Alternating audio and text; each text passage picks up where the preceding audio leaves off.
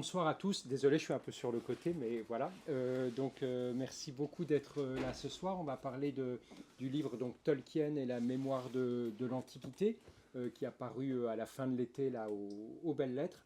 Donc, pour en parler, on est très heureux d'accueillir d'abord Isabelle Pantin, professeure émérite de littérature à l'École normale supérieure, et très ancienne collaboratrice, très ancienne auteure de cette maison. Il se trouve qu'Isabelle Pantin a dirigé pendant très longtemps, co-dirigé puis dirigé la collection Sciences et Humanismes, donc une collection qui publie des écrits, on va dire, de la Renaissance autour des sciences, notamment très célèbre traité de Copernic sur la révolution des orbes célestes.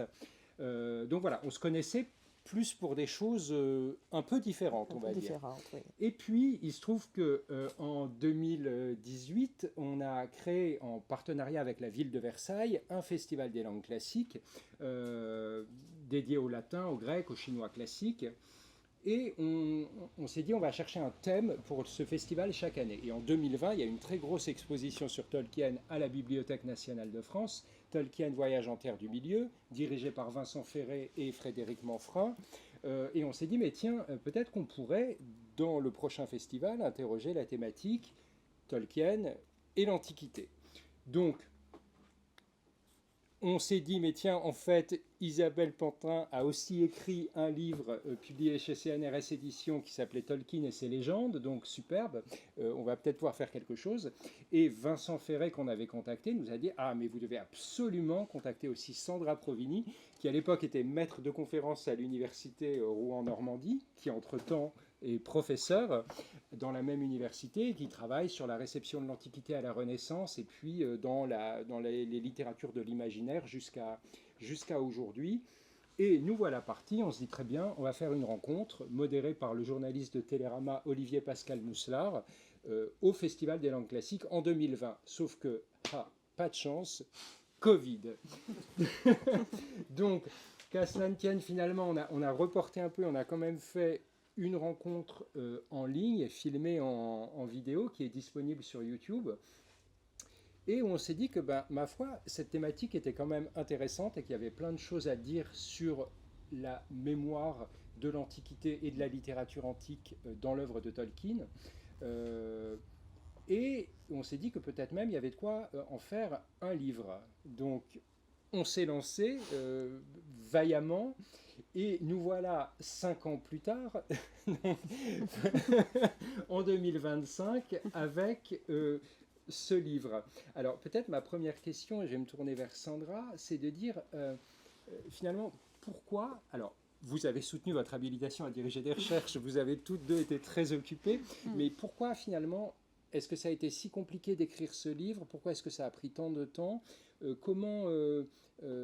Quelle littérature fallait-il consulter et comment est-ce que vous avez travaillé une fois que la première discussion en 2020 avait amorcé, avait posé les questions? Oui, la première discussion, alors c'était quand même 2021, je crois. On avait quand même, on a mis 4 ans, Ah oui, pas 5. Mais disons que c'est vrai que ça a été un travail de longue haleine et c'est vrai que tout ne s'explique pas seulement par le fait que nous étions très occupés et que nous faisions ça en plus du reste de nos tâches. Je pense qu'une des difficultés auxquelles nous nous sommes trouvés confrontés, c'est qu'il n'existait pas de travail déjà de synthèse sur ce sujet-là, mais qu'il existait malgré tout une bibliographie assez abondante, mais qui était toujours éparse. C'est-à-dire que dans les actes d'un colloque, tel point spécifique était abordé et qu'il y avait aussi encore beaucoup de choses à construire qui n'avaient pas été traitées, en tout cas pas de la manière dont nous on envisageait de le faire, c'est-à-dire en revenant vraiment au fond du sujet, c'est-à-dire d'abord à ce qui relevait de la formation de Tolkien, de sa culture personnelle depuis sa scolarité et ensuite sa formation universitaire, puis son activité de médiéviste. Donc il y avait tout un tas d'éléments à reconstituer et donc avec des recherches forcément à chaque fois assez pointues à mener sur ces différentes étapes. Vous êtes en quelque sorte triplement revenu au fond. Vous êtes revenu au fond dans les sources antique ou de l'Antiquité tardive. Vous êtes revenu au fond sur Tolkien, de savoir effectivement quelles sources avait-il lu, comment les avait-il lues pour en faire quoi, et vous êtes revenu au fond dans l'œuvre de Tolkien aussi, d'aller éplucher pas juste Le Seigneur des Anneaux, mais vraiment la totalité des écrits et même au-delà. Oui, des brouillons notamment, hein, tout ce qui a été publié par exemple dans History of Middle-earth, l'histoire de la Terre du Milieu en 12 volumes, qui en fait rassemble les différentes versions de chaque histoire et qui retrace finalement les repentirs, les réécritures de Tolkien lui-même sur les récits depuis les récits du Silmarillion jusqu'au Seigneur des Anneaux. Donc là aussi, on a fait un peu une archéologie de certains textes pour retrouver parfois une source antique qui était présente, par exemple, dans le brouillon, mais pas nécessairement, qui n'apparaît plus vraiment de manière aussi évidente dans la version qui est celle qui est éditée aujourd'hui. Ça a pu arriver. Voilà, puis on a travaillé aussi sur ces travaux savants.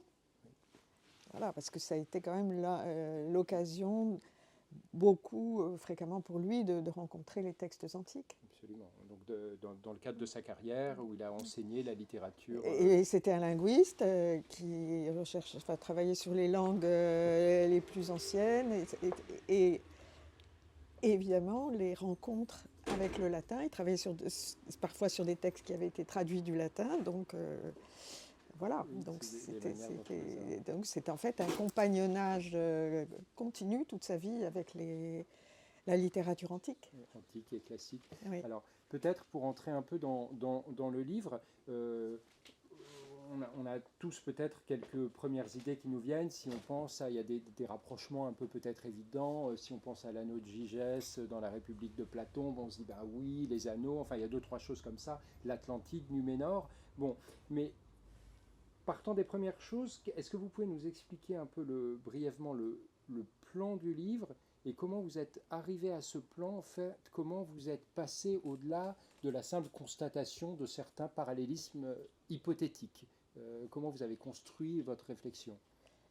Le livre, on a essayé de lui donner une sorte de mouvement progressif et de le construire de façon finalement assez logique. On a d'abord non seulement tout ce qu'il savait de l'Antiquité, en partant d'ailleurs de tout le savoir sur l'Antiquité qui existait, auquel il a été confronté depuis ses années d'études.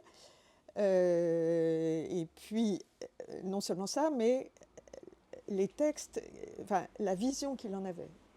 C'est-à-dire, il avait quand même, une conception de ce que c'était que le monde des anciens.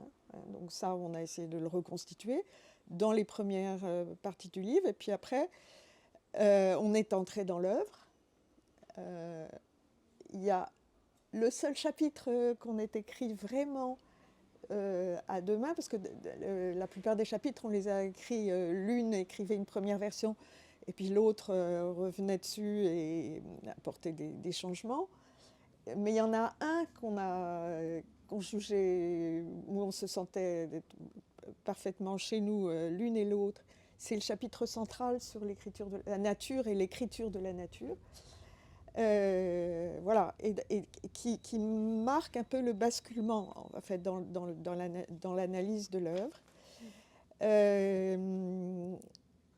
Et en pratiquant comme ça, de cette façon méthodique, c'est-à-dire comment le savoir de Tolkien sur l'Antiquité s'est constitué, et un savoir qui n'est pas purement, entre guillemets, étroitement littéraire, les grands textes, etc. Mais bon, c'est vraiment un monde, l'Antiquité, pour Tolkien, c'est-à-dire un espace, un espace temporel, tout un ensemble.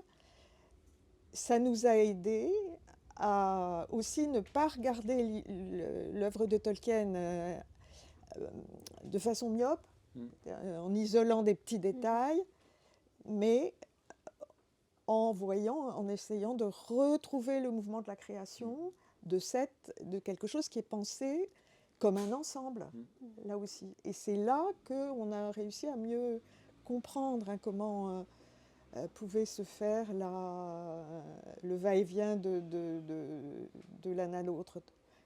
Vous avez dessiné effectivement, tracé de grands axes de lecture pour parcourir le plus possible, sinon la totalité de l'œuvre, de la création.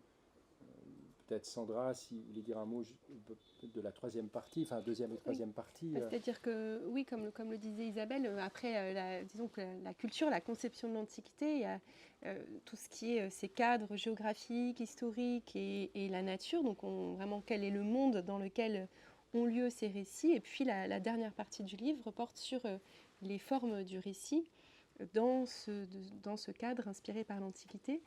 Donc les récits tragiques et les récits épiques, c'était les deux grands derniers chapitres qui s'intéressent là cette fois-ci à l'invention des personnages, à l'invention des intrigues et à la manière dont Tolkien a parfois parti de structures de récits antiques et les a transformées avec sa propre vision du monde, en fait, sa propre éthique.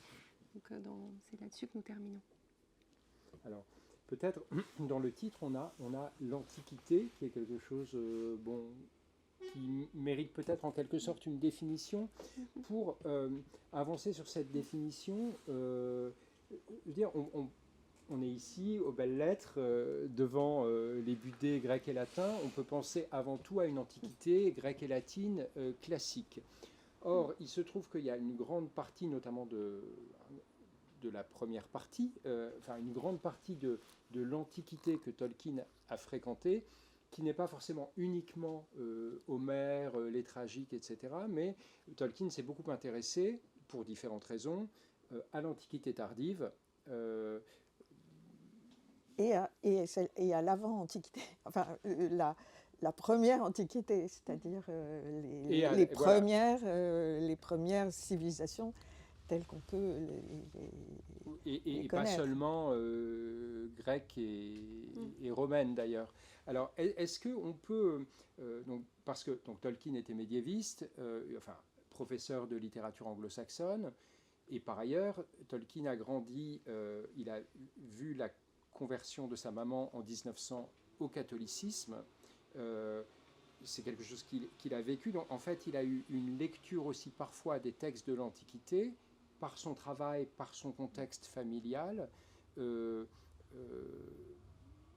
peut-être un peu particulière. Du moins, il a vu parfois les textes. Il a eu une vision de l'Antiquité assez élargie en termes temporels, et il a eu aussi une vision de l'Antiquité classique, parfois médiée par la lecture de l'Antiquité tardive. Donc, quels ont été en fait finalement les textes et ces textes un peu plus tardifs qui ont pu influencer Tolkien et qu'il ne faudrait pas oublier pour ne pas réduire la vision de l'Antiquité, qu'elle s'arrête au IVe siècle avant Jésus-Christ. L'Antiquité classique, c'est la première couche, hein, c'est ce qu'il a découvert à l'école. Bon. Mais très vite, hein, dès ces années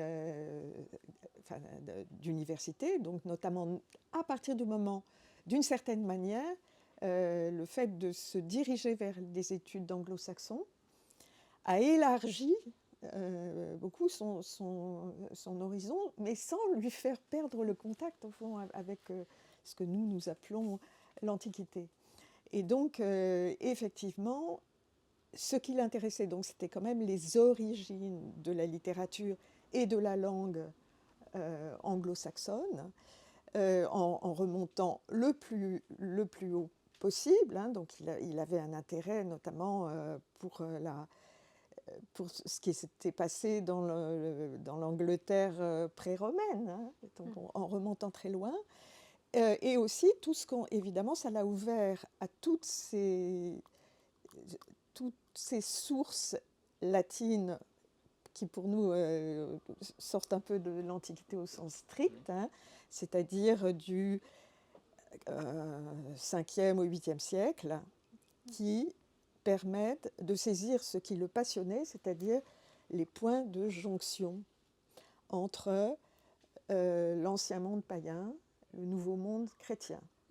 Et étant parfaitement conscient du fait que le nouveau monde chrétien a été d'abord un passeur de la pensée antique. Et donc il y a beaucoup d'écrivains justement de cette époque-là qui sont parfois des philosophes théologiens comme Boès, ou des historiens comme Orose, sur lesquels il a énormément travaillé, et qui ont d'ailleurs été, pour certains d'entre eux, pour Boès et Orose en particulier, des textes qui ont été très précocement traduits au IXe siècle par les anglo-saxons. Et donc ce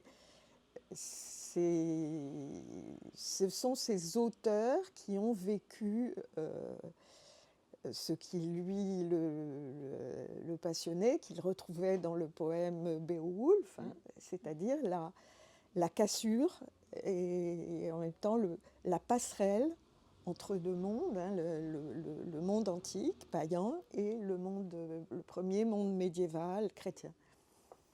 Et donc, est-ce qu'on peut identifier, alors là, ça va être les questions que vous posez pendant tout le livre, en quelque sorte, de voir de quelle manière on peut avoir une filiation directe de ses lectures, de sa culture sur la Terre du Milieu, sur l'œuvre qu'il a créée. Est-ce que, déjà, quelle lecture a-t-il faite? Parce qu'il y a une partie de ses œuvres qu'il a lues simplement pour ses travaux de médiéviste, de linguiste, etc.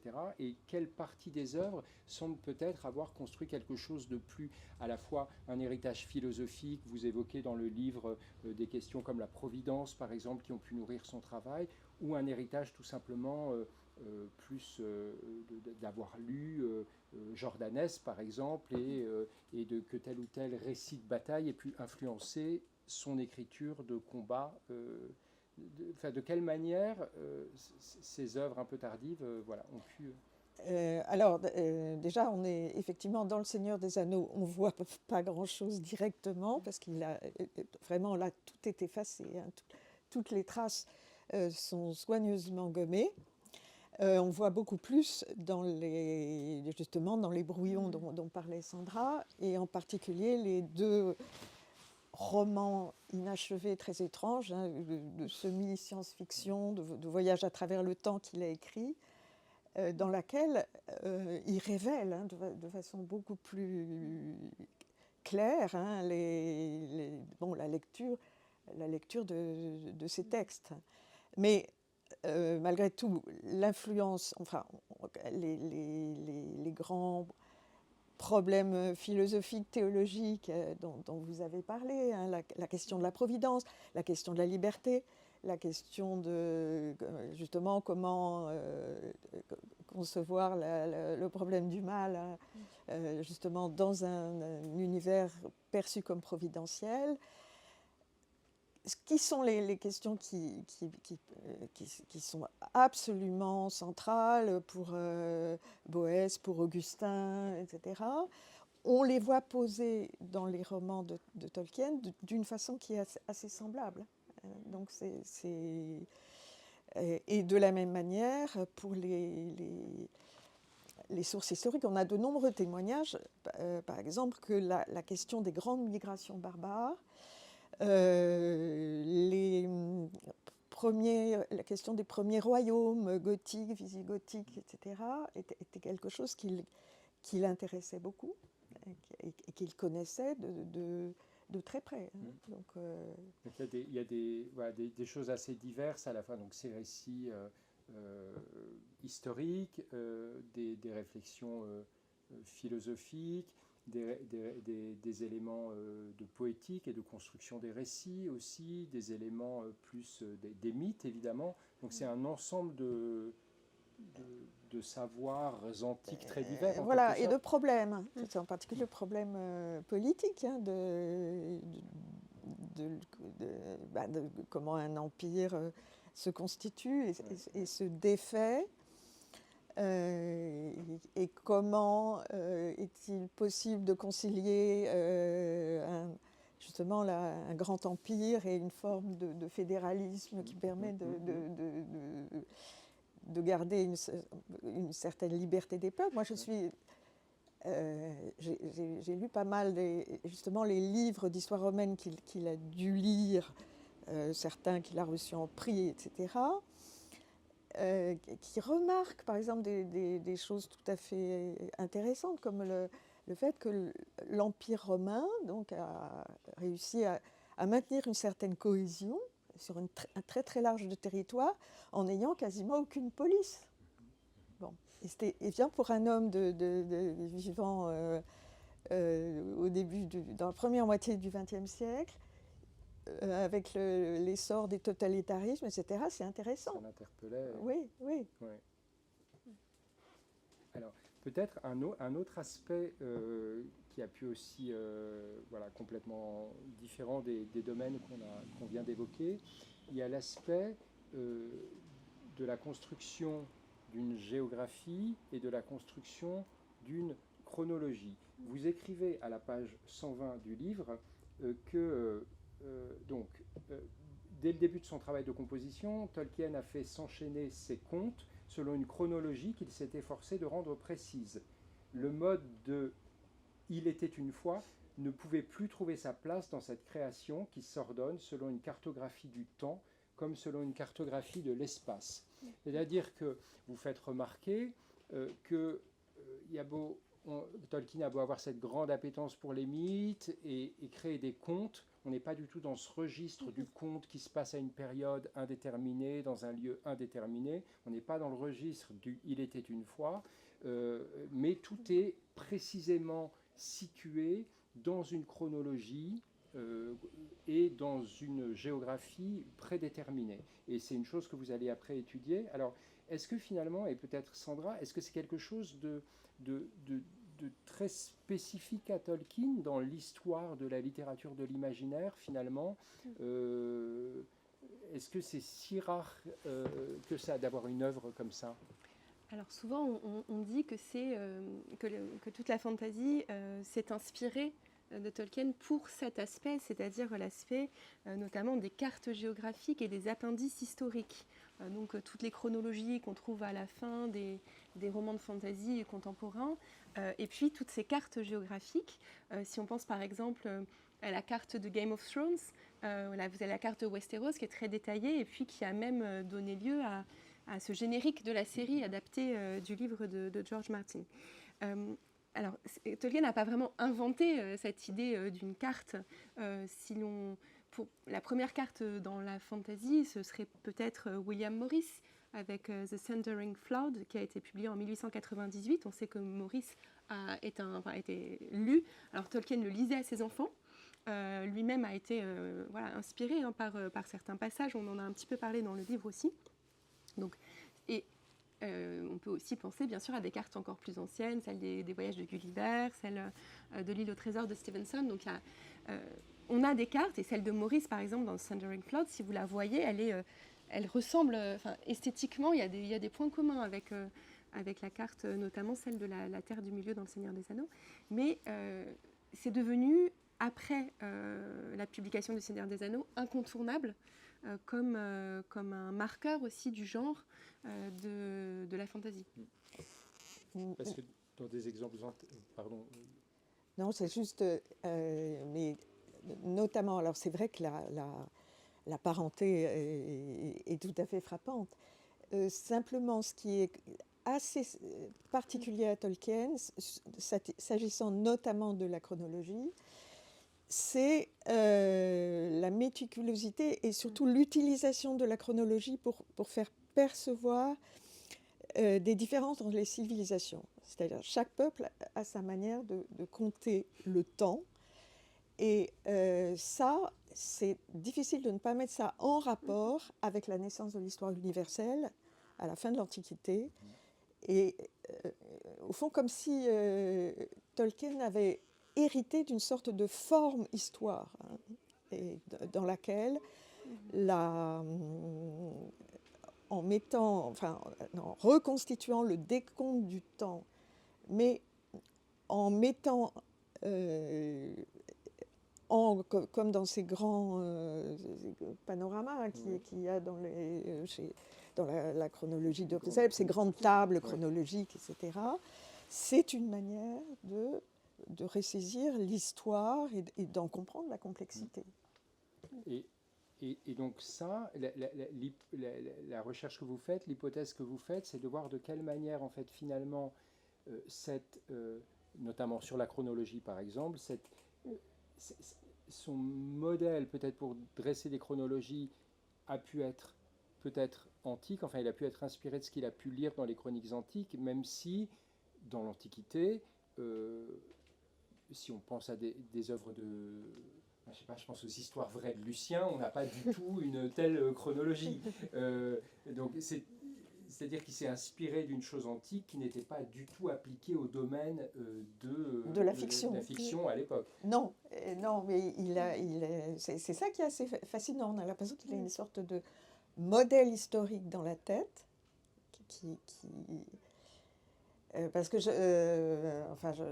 il me semble que cet exemple des chronologies synthétiques et comparatives qui a existé, surtout à la fin de l'Antiquité, qui a été mise au point à la fin de l'Antiquité, je ne vois pas quel autre exemple il aurait pu avoir. Or, vraiment, ça ressemble quand on voit, et puis ce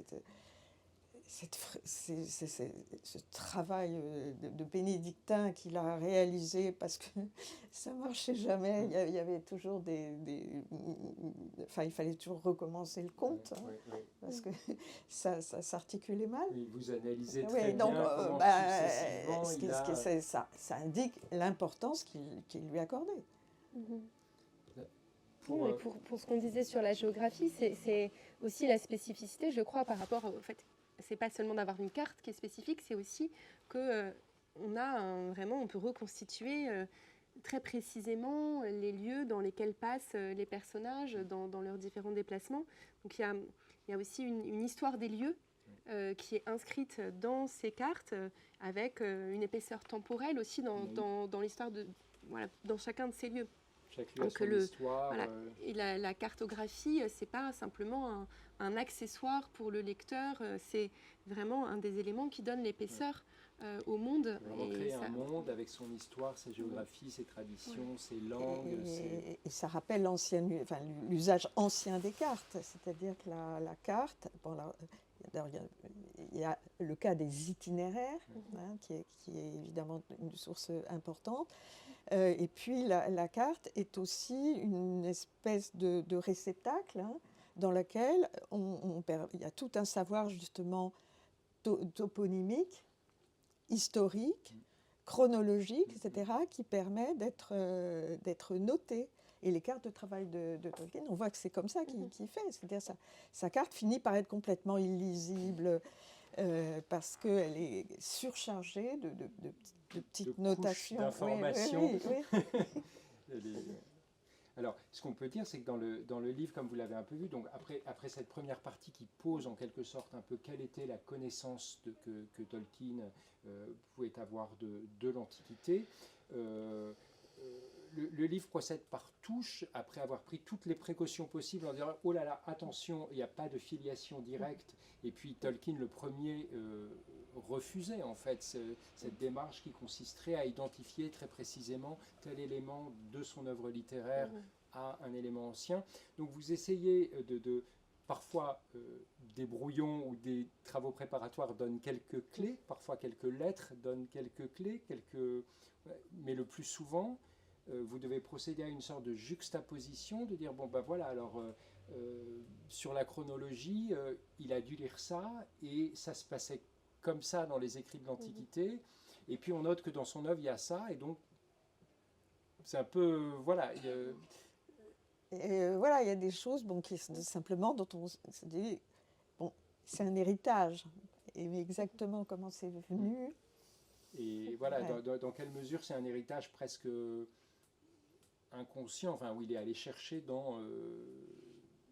dans ce que lui avait emmagasiné, ce qui lui tenait à cœur. Ben, c'est la mémoire. Hein. Ouais. C'est certain qu'il n'écrivait pas ses romans en allant Livre en main. chercher les livres dans sa bibliothèque pour vérifier une citation, ça c'est sûr. Hein.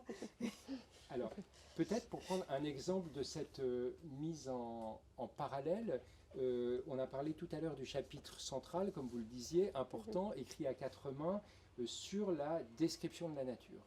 Et vous mettez en parallèle, enfin je les sors un peu comme ça, hein, c'était dans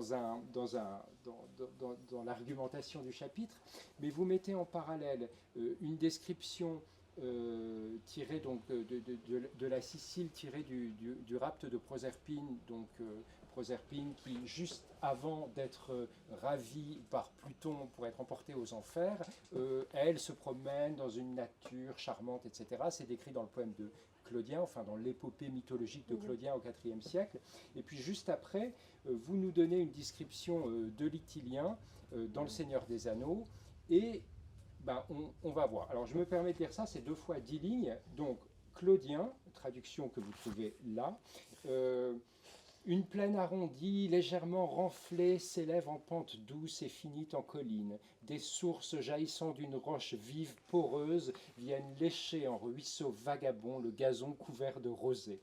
Un bois, par la fraîcheur des branches, tempère les feux du soleil. En plein été, il revendique être en hiver. Sapin apte à la mer, cornouiller commode à la guerre, et chêne ami de Jupiter, cyprès pour couvrir les tombeaux, lieuse chargée de miel, laurier qui connaît l'avenir, le bois à cime épaisse ici laisse flotter ses boucles, le lierre ici serpente, le pampre ici recouvre les ormeaux. Bon. Les prés sont dépouillés de leurs parures aux sombres violettes, l'une mêle des lys, l'autre est parée de tendres marjolaines, l'une marche étoilée de roses et l'autre blanche de Troène. Ça, c'est Claudien. On passe à l'Itilien dans Le Seigneur des Anneaux. Donc, de grands arbres y poussent en ombre, plantés longtemps auparavant, voués au délabrement de l'âge parmi une foule d'insoucieux descendants. Bosquets et fourrés s'étendaient là, de tamaris et d'acres térébinthes, d'oliviers et de lauriers, et il y avait des genévriers et des myrtes et du thym montant en buisson, ou recouvrant de ces tiges ligneuses et rampantes les rochers cachés sous une épaisse tapisserie, différentes sortes de sauges, déployant des fleurs bleues, rouges ou encore vert pâle, de la marjolaine, du persil fraîchement germé, et quantité d'herbes, de formes et de senteurs variées, dépassant largement la science potagère de Sam. Niches et parois s'étoilaient déjà de saxifrages et d'orpins, primerolles et anémones s'éveillaient dans les fourrés d'aveliniers, tandis que l'asphodèle et les nombreux lys, tête penchée et à demi ouvertes, sommeillaient dans l'herbe, une herbe drue et verte, assemblée au pourtour des mares, quand dans sa descente vers l'Anduin, un torrent s'arrêtait dans la fraîcheur d'un creux.